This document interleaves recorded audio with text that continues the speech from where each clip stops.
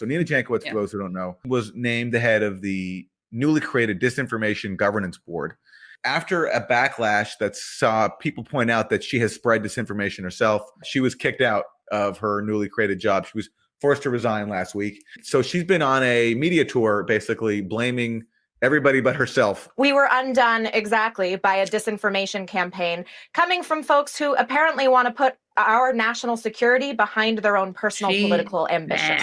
So in other words, you're supposed to be policing disinformation, but you can't even rebut disinformation about you. I'm going to start putting that in my resume. Job rejection is a threat against national security. Exactly. If you don't hire me for this job, you're threatening national security. Yeah. And then she also went on Chris Hayes' show where Chris gave her a very warm reception. Frankly, I have prided myself over my career of being a really nuanced, reasonable person. Again, as I said, I've briefed and advised both Republicans and Democrats. I admire some of the steps that the Trump administration even took. So to say that I'm just a partisan actor was wildly out of context. I love the term nuance. I'm a very nuanced thinker. Whenever people credit themselves as nuanced, just leave. And I don't have time for that childishness. I'm not going to let it silence me. I'm going to go forward and continue building awareness about this threat in the future. She doesn't have time for this childishness, so I'm going to go back to making cover songs of supercalifragilisticexpialidocious.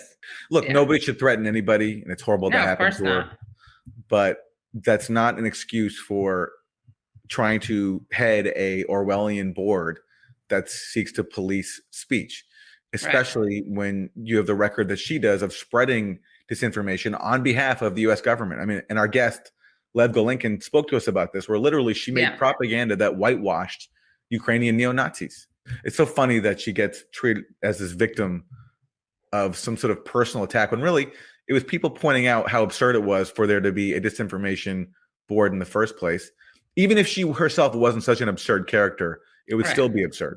I credit myself with being a very nuanced thinker. So nuanced that I like Donald Trump. Yes, so nuanced that I support anti-free speech actions of the Trump administration.